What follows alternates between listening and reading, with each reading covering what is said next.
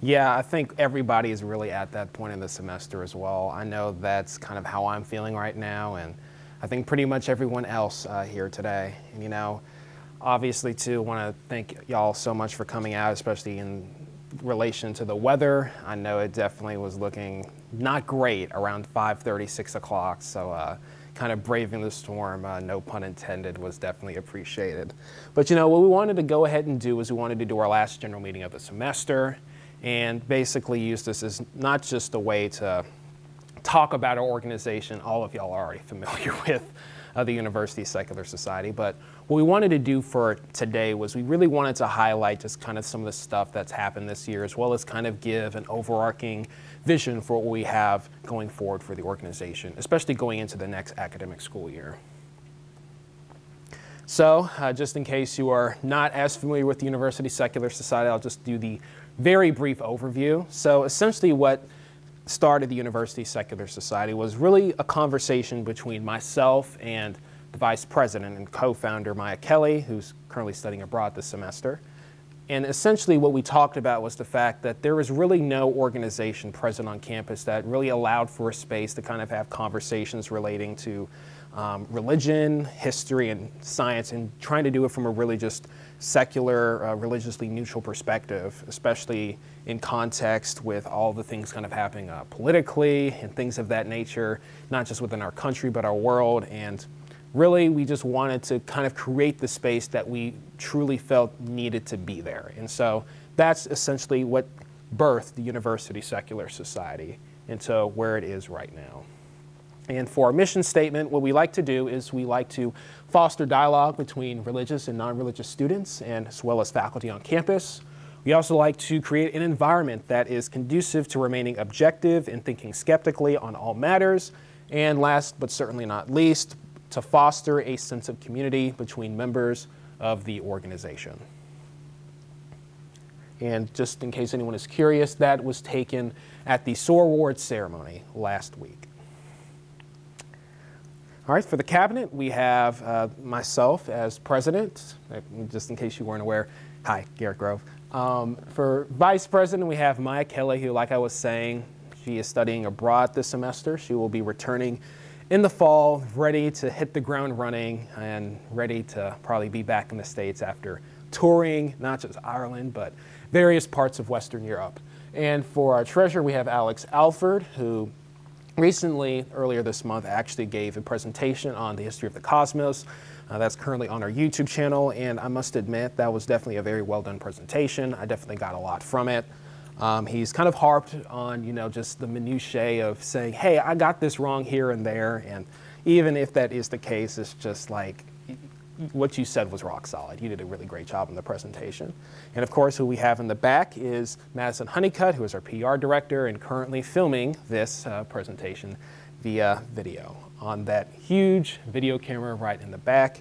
And last but certainly not least, again, we have Luke Fontaine, who is sitting on the very front row. He is the secretary for the University Secular Society. So for this past year, just kind of to give just a brief overview, the big thing, or arguably even the biggest thing that happened this year is essentially the organization was born. That occurred in October of 2021. Again, earlier I gave the backstory on kind of how it was formed, kind of what started it. If you're interested in kind of learning a little bit more about the organization or kind of dispelling myths kind of associated or preconceptions that people often associate with our organization, I invite you to look at the plethora of other videos on our YouTube channel which address this topic fully. Next thing we have that definitely was a very big noteworthy event was our first Religion Roundtable in November. That was done with Eagle Catholic. Definitely is a great organization. I've had the opportunity to interact with several people in the organization, not just the president, Madeline Musselman, but also the missionaries, the staff, its members, and really just a plethora of different settings, even outside of Eagle Catholic, and not just with Eagle Catholic, but really almost all of the religious organizations on campus. This really has been great to not only connect with its leadership, but also its members to ultimately build those connections, start those conversations, and ultimately try to kind of get in on different perspectives, kind of learn more from each other, and do things that can ultimately, like we have for our mission statement, kind of expand that sort of dialogue as it relates to things relating to religion, history, and science. In fact, I guess you can even arguably say that it happened yesterday for me at a Waffle House, but you know, I don't want to get too hungry right now. Those chocolate waffles were really good, by the way. But anyway, the next thing that we had for this year that I also say that I'm really proud of as well was the Mutual Understanding Roundtable, which occurred in March, which encompassed 5 different organizations outside of the University Secular Society. That was the Baptist Student Union, Crew, Campus Outreach, RUF, and as well as the missionaries from the Church of Jesus Christ of Latter-day Saints. We had an extremely productive conversation. We were able to really positively interact with each other, and it really was a great opportunity to ultimately just kind of bridge the gap on conversations that, again, we felt really needed to happen. And just judging from what people said after the event, especially those who were in attendance, as well as those within leadership, it was something that they definitely learned a lot from, and even said that they would incorporate into future meetings, future outreach for their own organization. So by all metrics, I consider that event a huge success, and it definitely was one of my favorite events of the entire school year, even though early March seems like a million years ago at this point, right? And of course, something that happened most recently was the nomination that we received for the SOAR Awards, which was the Best New Student Organization. We were a finalist in that category, and although we did not win that award, it definitely was an honor to receive it as well as get recognition for it. But like I said, to everyone really within the realm of not just the captain, but even outside of the University Secular Society, even if we were not nominated, I would feel wholly proud and wholly just appreciative of what we've been able to do this year, as well as ultimately we've been able to do on campus in terms of having the conversations that need to happen and really just trying to foster a sense of community here on campus.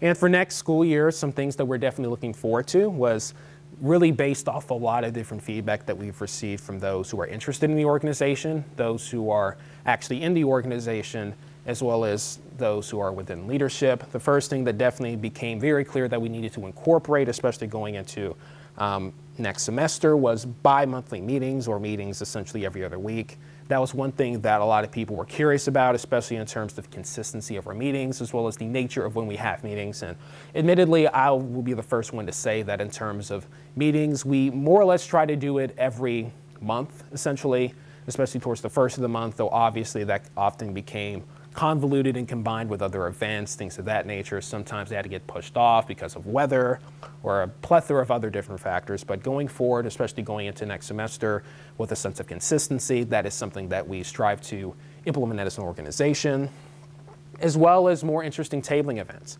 I think a great example of that was something that actually occurred most recently. I know, Luke, you'll be able to attest to this as well, but it really was an absolute pleasure to really partner with Crew for that tabling event just before Easter. And essentially for that tabling event, which was kind of featured on the previous slide, it essentially asked the question, how do you thrive? We basically were in Shoemaker Square, and students basically walked up to our table and answered the question.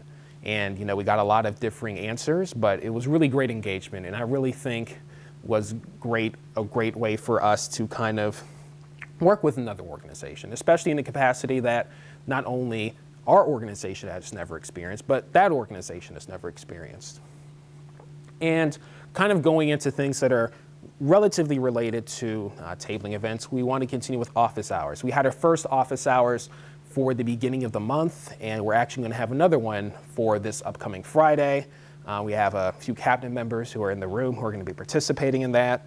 And essentially what it essentially can be described as is really just a laid-back tabling event. We basically just sit there, we kind of communicate with each other, and we want people to really come up kind of at their own leisure and really just come up with their own questions and really their own interest within the organization.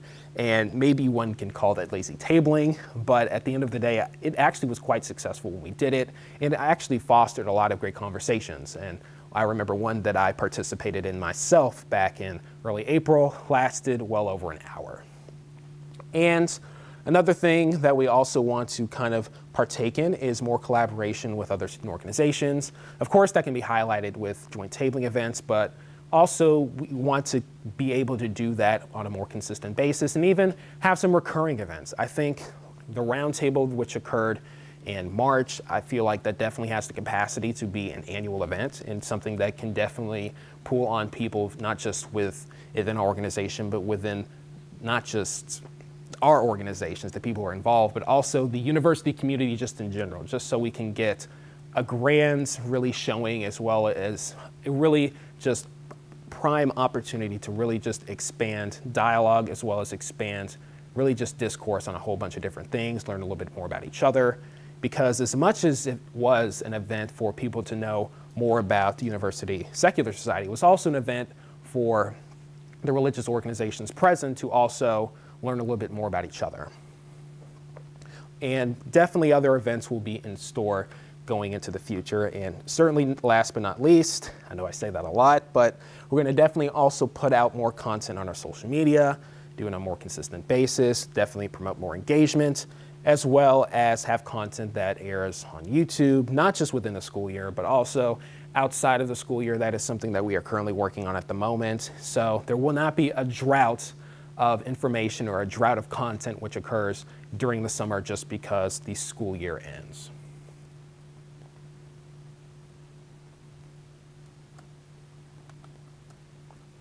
And a few things that I want to do as well is I want to really just give some shout outs. The first one I want to give it to is really the LSI office. You know, this as an organization definitely might evoke some controversy. I don't think it should, but I'm very cognizant of, just because of, you know, the term secular and a lot of preconceived notions of what that means, as well as the nature of a non-religious organization can evoke some emotion, as well as even, unfortunately, some resentment in people. So the fact that the LSI office and was just really enthusiastic with really working with us, seeing the vision that we had for our organization, and ultimately helping us along the path of really to expand and really to make sure people knew about us, definitely was very appreciated. And it definitely, with the people in the office, Emily Holmes, Christy Bowman, those were definitely some great individuals who helped in that process, and definitely people who read a lot of emails from me. I know I sent them way too many, but it definitely was great that we had great communication all throughout this year, and not just with them, but everyone within the LSI office. Their communication, as well as their just support for organization, was extremely appreciated. Also, for the VARs who are in attendance tonight, it's also extremely appreciated for your appreciation for the organization. It really and truly does mean a lot. Definitely with faculty buy-in, that's something that we are definitely still working on, and definitely something that we want to become present and become part and parcel of our organization. And of course, there's some factors that limit that, just because, you know, a lot of faculty have young children, or children who can't drive, or children who should not be left home alone, even if they're 17 years old, because we don't know what they'll do. But at the same time, it's definitely extremely appreciated that, despite the fact that it's been a long day for you, I'm very aware of kind of how your schedule is and how many classes you teach, both of y'all. And the fact that you definitely made the time to just come here and basically participate in these events and really show your support, it really and truly is extremely appreciated. All student organizations and entities that collaborated with our organization, I also want to give a shout out to as well.